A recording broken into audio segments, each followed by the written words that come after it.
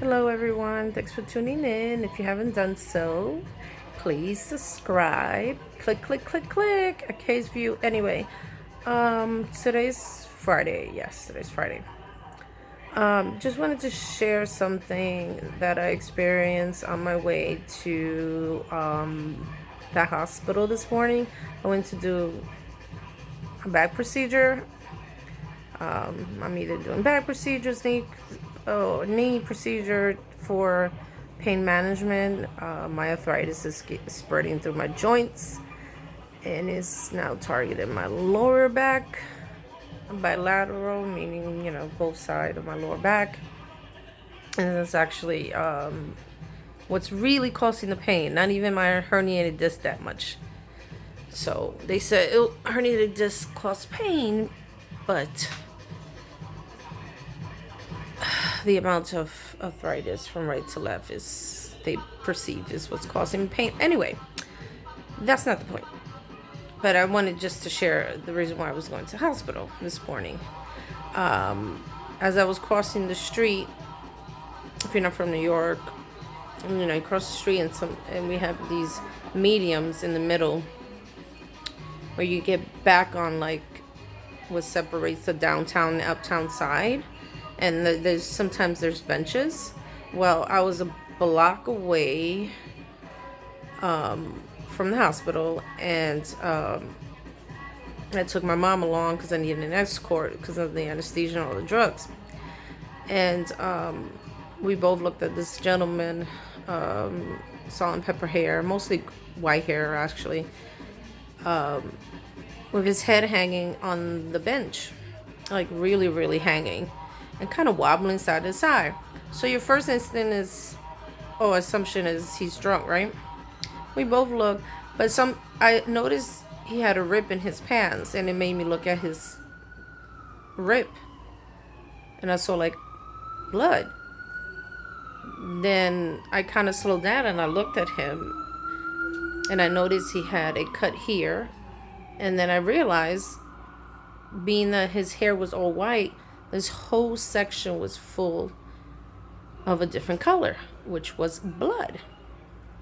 Yes, he was moving. Seemed like he was wobbling back and forth. I don't know if he was sleepy. I don't know what was going on. I told my mom, look, his hair on his right side is full of blood. As he has white hair and all this is blood. He has some scrapes here, like some injury here. His jeans look like they were cut but not ripped per se. It almost looked like scissors or something. Like, I noticed the weirdest details, right? So she's like, how can you tell? I was like, look. And I was like, it's just weird. It's like it's ripped on top. It's ripped on top, but from the bottom and up, it looks like somebody just went because if it was ripped like apart, it was just the weirdest conversation I had with my mom. She was like, you notice weird details, and I've always been like that. And even though I didn't want to run late to the doctor's office, Mom and I decided to maybe ask him if he was okay. So I told my mom to stay across the street, safe, that I would go. I was, of course, in discomfort and pain and on my way, and I needed to register for my back procedure. But I just didn't feel right noticing these things on him and just walking on by. And someone told me, I spoke to him in Spanish. He actually responded. And I said, sir, do you need help? He tried to lift up his head so bad, but he couldn't. He said, yeah, I'm okay. I asked him if you were injured. I said, you seem to be injured. He said, yes. So he was kind of answering my question. And again, his head was hanging so much. He tried so hard to actually raise his head, but he just couldn't.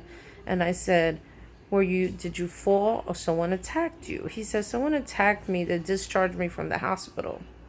I said, oh, okay. So from where I was standing, I noticed staples in his head. I couldn't tell how many, but from what I was seeing was 3. And I said, okay, is that why you have staples in your head? He said, yes. That's the reason why I have staples in my head. But I said, do you realize your whole left side of your hair is full of blood? He said, I couldn't take the staples. I was in excruciating pain. That was so hard to take. So they didn't really clean me up as they should. And I said, okay, the hospital discharged you and they felt that you were okay to go because you don't seem okay. I said, can you make eye contact with me? He tried so hard. He kind of tried to look up and then he tried to do the eye thing by looking up. Then he went then his neck just like went that way and he kind of looked straight ahead where I could say about where my waist level is. So I said, okay, so it's hard for him to make eye contact. I said, well, if you will need me to call paramedics, would you like me to make the call? He said, no, fine, I'm gonna, get up. He tried so hard. And I said, sir, my advice to you is just stay on the bench and don't move. Just give it some time. He said, no, I don't need no paramedics. I said, okay, I won't need. So somebody told me not to tell him that I was gonna call. But so I just said, okay, I won't call. But it looks like you can't even sit up straight. It was difficult for you to look at me. You're answering the questions. So I'm glad we're able to communicate. But just take your time. Just sit there. Hold on to your cane. And just give your legs a little bit more time because it seems like you're wobbling too much. You don't seem stable. Just try to rest. So I crossed the street and I shared with my mom, I'm going to call 911.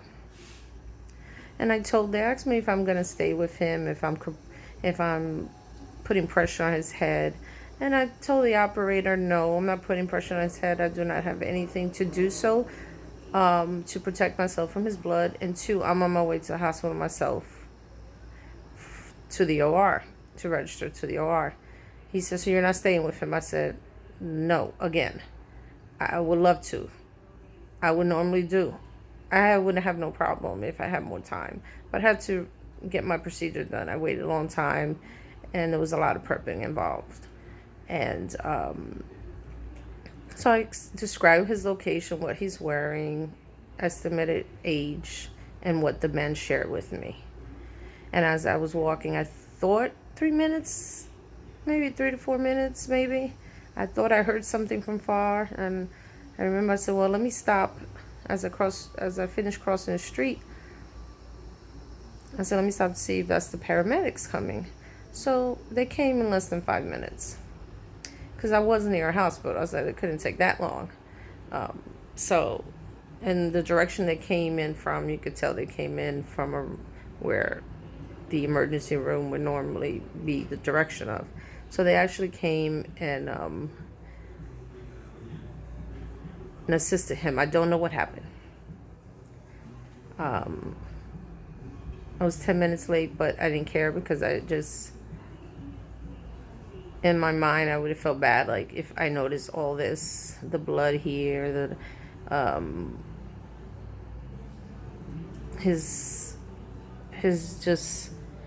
him being not stable, and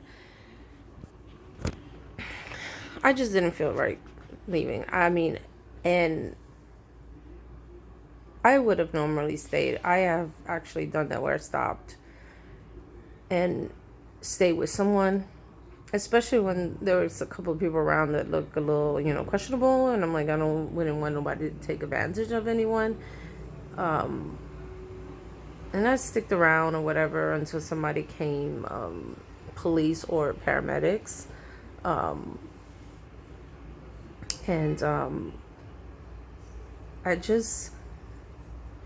It was sad because it was like there's no family, maybe they didn't finish stapling him correctly. Maybe his story is true. Maybe they did attack him. They discharged him was early. I would say probably late in the morning, they probably discharged him. He made it to that point and couldn't anymore.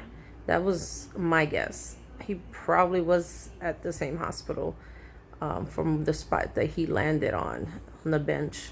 So, and it looked like fresh blood, fresh staples,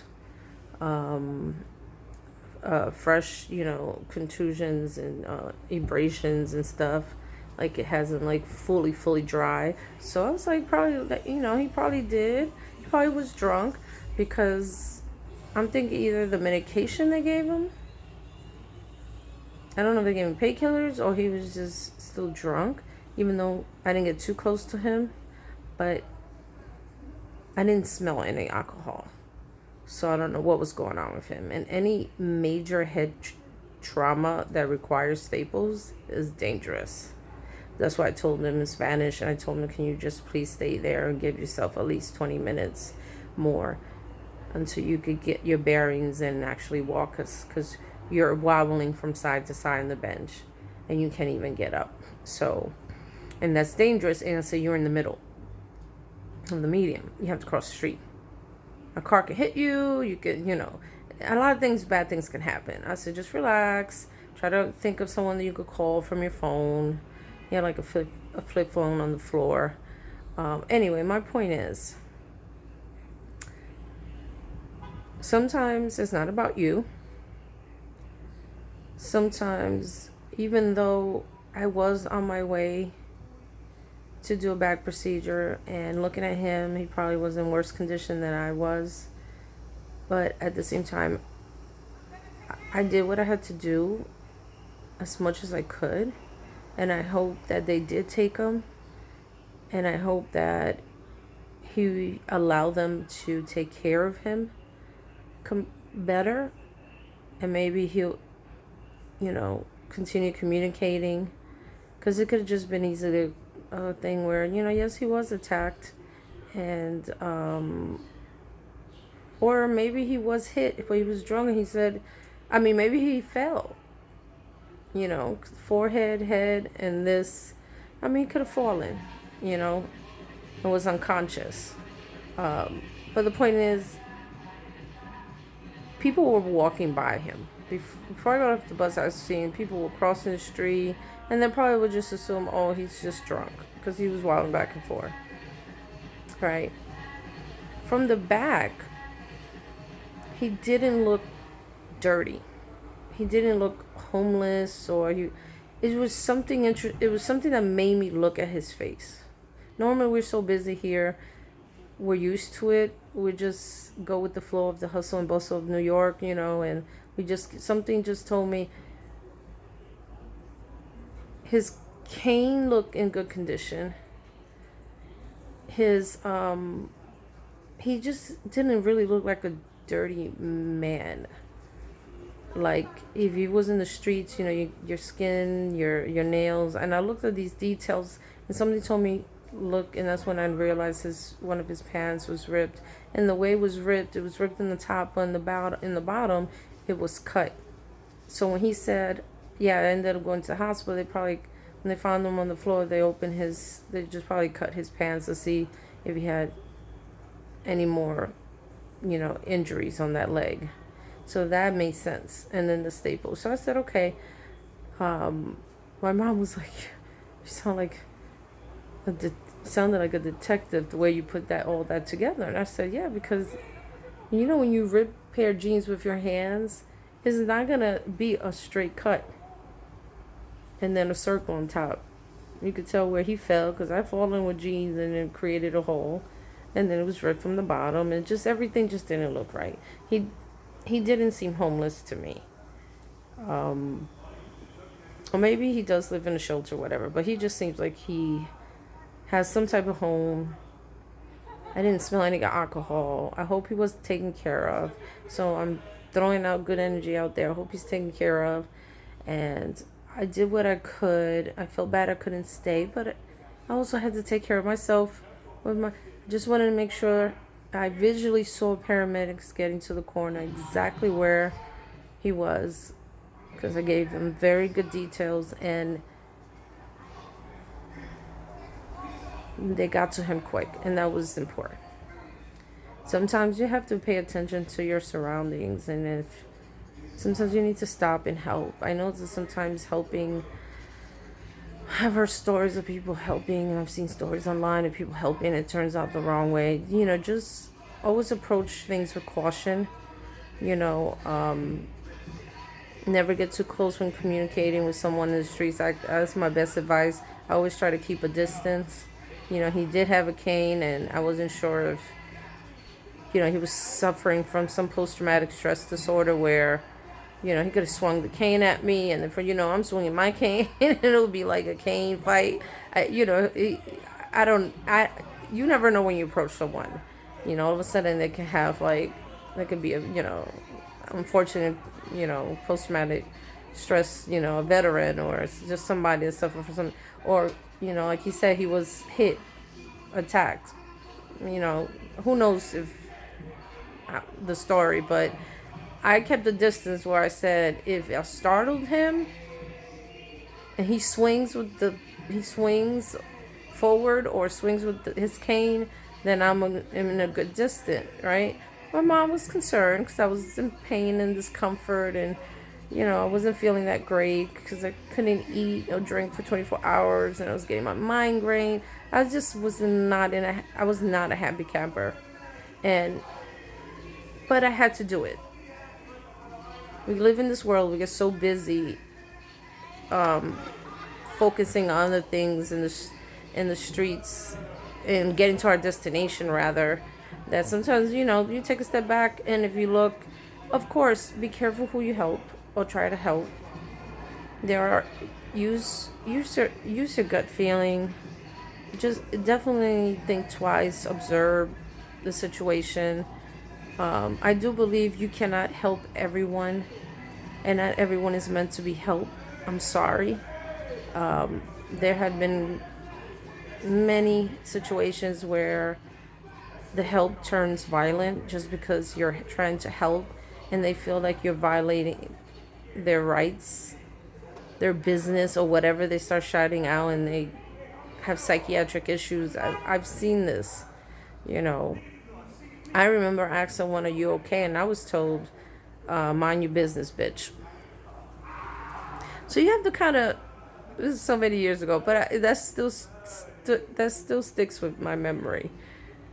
The guy actually said, mind my business, bitch." So sometimes you do gotta mind your business. You gotta reevaluate and don't push. Don't just keep moving. Like I said, this guy he was wilding back before he couldn't even get up. So I figure I should be okay. I'm gonna keep a distance, and I'm gonna keep a distance from the cane, the length of the cane, and I should be okay. And it went okay. 911 came, paramedics came, and hopefully they did take him. I'm hoping he did not fight, hoping that he got the care, and I'm hoping wherever he is feeling better. And if he does have family, I hope he was able to this time call his family and reach out. Because if he has a cell phone, there has to be some numbers there. So people, sometimes look around you. Because if I could do it in my bubble of chronic pain, discomfort, and how I was feeling like crap, it just sometimes takes maybe 5-10 minutes. And I know everybody's busy, whatever, but it feels good to take just a few minutes from your life. Life will continue on without you. And reach out and say, okay, can I help this person? You just try. If not, they tell you to mind your business, you continue moving. You assess the situation to be not safe, you continue moving. Not everybody's gonna accept your help. I've seen people, like I said, I've been cursed. I've seen other people get cursed, and there's times where I've seen other people get cursed, and I tell the person, I was like, "Yo, just keep it moving. Just ignore them." You know why? You can't deal with everybody. You can't save everybody. So reevaluate, pay attention to your surroundings, and sometimes, you know what? Even if it makes you 10-15 minutes late to work, hopefully you have a good boss to kind of believe that you help someone. You know, document it, not to post on social media, but record it and document it, show it to your boss, because there's a date stamp on it. All I'm saying is, sometimes you have to pay it forward and help others, and forget about your problems for a few minutes. You know, after that, I shake a tail feather, went to get registered, and was not a happy camper because there were one doctor made my doctor back up. They were running behind. The first doctor was running behind, that was sharing the room with my doctor, so it made my doctor late. So I was not happy. I got the migraine, I was freezing, I couldn't eat. I kept hearing people, staff talking about, I'm gonna go to lunch. I was like, oh. Anyway, so, but when I left, I did think of the man. And my mom and I were saying, well, I hope he's being taken care of. I hope he's feeling better. And she said to me, I'm proud of you. You stopped and you took care. You called and decided to call anyway without letting him know, because he could have been stubborn or scared of the pain. But he needed help. There was no way he was going to be able to get up. How he made it there, I don't know how he made it to. But it's a block and a half away from, it's 2 blocks from there, from the ER. So how he made it there, I don't know. I don't know if his condition just got worse and he just decided to, you know what, I'm not going to finish crossing the street. I'm just going to sit here. So wherever this man is, I hope he got the proper care. I got the proper care today, and I'm hoping my procedure also is going to work this time to reduce at least the pain as much as possible in my lower back, because that affects certain activities in my life day to day, and that's a bitch. So folks, remember, pay it forward, peace and love, and just love one another, okay? Bye. Don't forget to subscribe. Appreciate it. Thanks.